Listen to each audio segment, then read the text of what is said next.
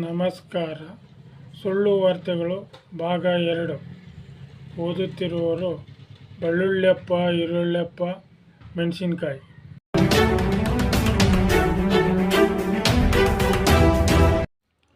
ಈಗ ಸಮಯ ಸರಿಯಾಗಿ ನಿನ್ನೆ ಈ ಟೈಮಿಗೆ ಎಷ್ಟಾಗಿತ್ತೋ ಅಷ್ಟೇ. ಈಗ ವಾರ್ತೆಗಳ ವಿವರ. ರೇಷನ್ ಅಂಗಡಿಯಲ್ಲಿ ಬಾಸುಮತಿ ಅಕ್ಕಿ ಕೇಳಿದ ಯುವಕನನ್ನು ರೇಷನ್ ಕಾರ್ಡಿನಿಂದಲೇ ತೆಗೆದುಹಾಕಲಾಗಿದೆ. ನಿನ್ನೆ ಆಕಾಶದಲ್ಲಿ ವಿಮಾನವೊಂದು ಹಾರುತ್ತಿರುವಾಗ ವಿಮಾನಕ್ಕೆ ಗುಬ್ಬಿ ಮರಿಯೊಂದು ಡಿಕ್ಕಿ ಹೊಡೆದ ಪರಿಣಾಮ 80 ವರ್ಷದ ವ್ಯಕ್ತಿಯೊಬ್ಬರು ನೀರಿಗೆ ಜಿಗಿದಿದ್ದು, ಅದರ ಪರಿಣಾಮ ಅವರ ಕಾಲು ಮುರಿದಿದ್ದು ಅವರನ್ನು ಪಶು ಆಸ್ಪತ್ರೆಗೆ ಸೇರಿಸಲಾಗಿದೆ. ಅವರಿಗೆ ಹಾಲು ಸಿಗದಿದ್ದರೆ ವಿಸ್ಕಿ ಬ್ರ್ಯಾಂಡಿಯನ್ನು ಕೊಟ್ಟು ನೋಡಿಕೊಳ್ಳಬೇಕೆಂದು ವಿಶೇಷ ವರದಿಗಾರರು ತಿಳಿಸಿದ್ದಾರೆ.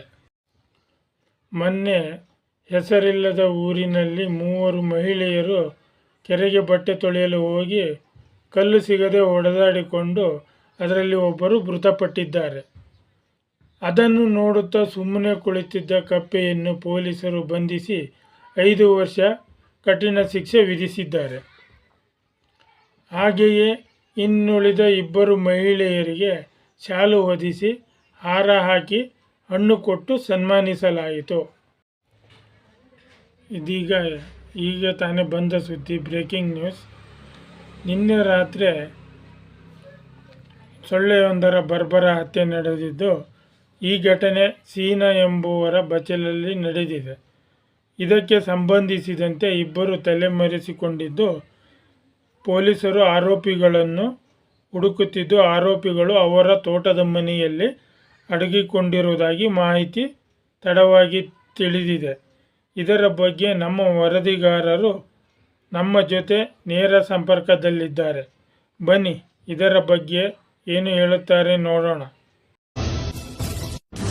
ನಿನ್ನೆ ಸಂಜೆ ಸುಮಾರು 6 ಗಂಟೆಗೆ ಮತ್ತೊಂದು ಸೊಳ್ಳೆಯ ಬರ್ಬರ ಹತ್ಯೆಯಾಗಿದೆ. ಈ ಘಟನೆ ಹೆರಿತಲೆ ಸೀನಾ ಎಂಬುವರ ಬಚ್ಚಲ ಮನೆಯಲ್ಲಿ ನಡೆದಿದೆ.